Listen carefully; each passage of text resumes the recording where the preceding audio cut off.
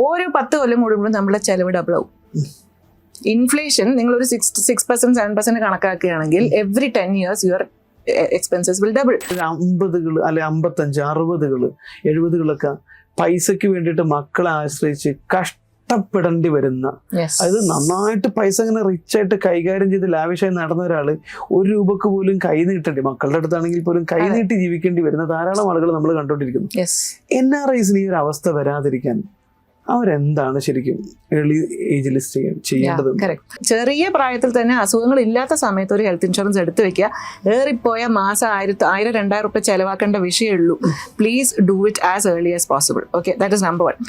Number 2, retirement planning ഏറ്റവും പ്രധാനപ്പെട്ടതാണ്. നിങ്ങളൊരു 50-55 വയസ്സിൽ നാട്ടിൽ തിരിച്ചു വന്നാൽ പിന്നെ ഒരു 30 കൊല്ലം ജീവിക്കാനുണ്ടെന്നുള്ള ലെവലെങ്കിലും പ്ലാൻ ചെയ്തേ പറ്റൂ. ഞാൻ പറഞ്ഞ ഒരു 55 മുതൽ 85 വയസ്സ് വരെ നിങ്ങൾ 30 കൊല്ലം ജീവിക്കണമെങ്കിൽ നാട്ടിൽ തിരിച്ചു വന്ന ഒരു പ്രവാസി, ഒരു ഫാമിലി ഒരു കുറഞ്ഞ ഒരു മാസം ഒരു 40-50 ഉറുപ്പിക മിനിമം വേണ്ട ജീവിക്കാൻ വേണം. ഓരോ 10 കൊല്ലം കൂടുമ്പോഴും നമ്മുടെ ചെലവ് ഡബിൾ ആവും.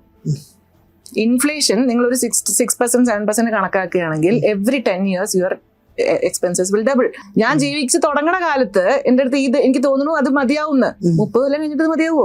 ഇല്ല, അതൊരു വലിയ വിഷയമാണ്. ഓക്കെ, അപ്പൊ അവിടെ ആ ഇൻഫ്ലേഷൻ കാൽക്കുലേറ്റ് ചെയ്തിട്ട് നിങ്ങൾ റിട്ടയർമെന്റ് പ്ലാനിങ് എനിക്ക് എത്ര വേണം, അങ്ങനെയാണെങ്കിൽ ഞാൻ എപ്പോൾ തുടങ്ങണം, ഞാൻ 20 കൊല്ലം 25 കൊല്ലം ഞാൻ പണിയെടുക്കുമ്പോൾ ഞാൻ ആ 25 കൊല്ലത്തെ ചെലവിന്റെ മാത്രം ആലോചിച്ചാൽ പോരാ, അടുത്ത 25 കൊല്ലത്തേക്കും കൂടെ ഞാൻ സേവ് ചെയ്യണം എന്നുള്ളത് ചിന്തിക്കുന്നില്ല.